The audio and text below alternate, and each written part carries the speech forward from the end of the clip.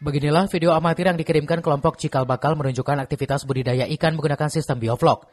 Budidaya ini sempat mengalami gagal panen di awal pelaksanaan, namun kelompok tetap bertahan dan terus mengembangkan ketahanan pangan yang sudah berjalan sejak tahun 2023. Untuk mempertahankan kegiatan budidaya, kelompok Cikal Bakal kini berfokus pada pembibitan gurame soang dan gurame padang. Hasilnya ribuan bibit telah berhasil dikembangkan tanpa meninggalkan budidaya ikan lele jumbo yang masih berjalan. Dukungan terus diberikan oleh pemerintah desa Neglasari mengingat kelompok Cikal Bakal menjadi salah satu unit ketahanan pangan yang masih aktif, selain usaha peternakan kambing yang juga digelar di desa tersebut.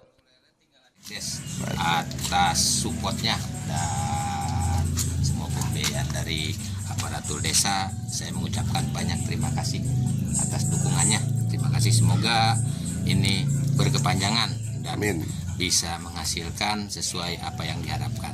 Kalau gurame kan intinya banyak pakan alternatif di sini terkait daun talas, daun sente, gitu. Jadi kita lebih untuk meminimalisir biaya pakan.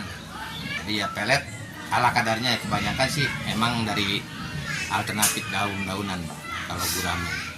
Alhamdulillah untuk ketahanan pangan di Desa Neglasari sebetulnya bukan Cikal Bakal aja, tapi untuk kelompok yang lainnya juga seperti dosen dan ternak kambing masih tetap bertahan yang tadi tahun 2022 sampai sekarang.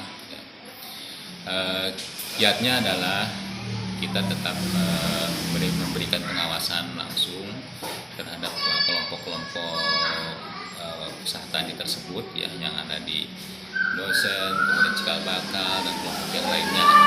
Yang jelasnya pengawasan dan juga rasa tanggung jawab dari para pengurusnya itu sendiri. Meskipun masih terkendala ketersediaan pakan, kelompok Cikal Bakal terus berupaya mencari solusi agar kegiatan budidaya ikan tetap berlanjut dan memberikan manfaat bagi masyarakat.